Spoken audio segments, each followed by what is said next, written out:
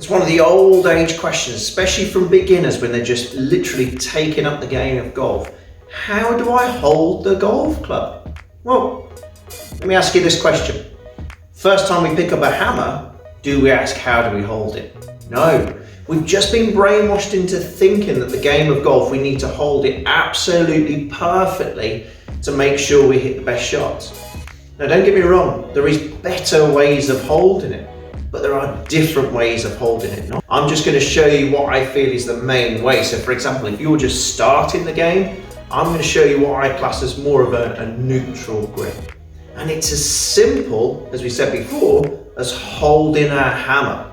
So when we grab a hammer, we don't grab a hammer like this. We don't grab a hammer with that hand underneath like so. We grab a hammer like so. So when we put it in golf club terms, what I want you to try and do is just let that hand hang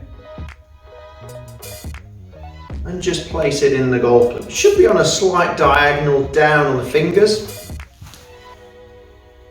but making sure, most importantly, that hand is literally just hanging, and then we place it more in the fingers of that left hand. The thumb also, there's huge sort of misconceptions about the left thumb. And the thumb goes down the right hand side of that golf club. Okay, so from there, a lot of people talk about the thumb should be very much on top of the golf club. I've seen some good players do that, but generally speaking, my preference is for that thumb just to be down the right hand side of the shaft to allow for the rotation of that golf club.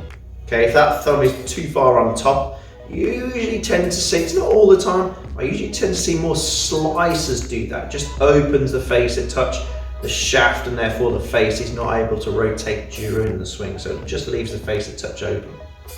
And the same with the right hand. Again, it's almost like we're shaking hands or holding a hammer. We'd shake hands like so, and therefore place the golf club, again, more in the fingers like so. But the important thing is here, to cover that left thumb.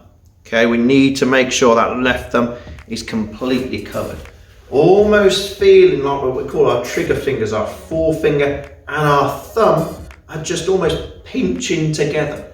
What's the importance of those two fingers? So when we pressure that golf ball, when we strike it, those two are really taking the brunt of that pressure, that compression.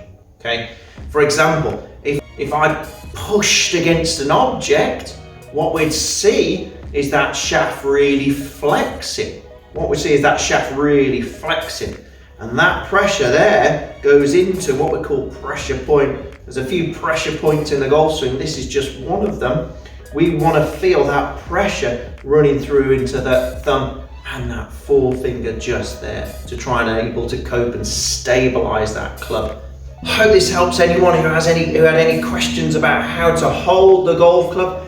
It really is as simple as holding a hammer.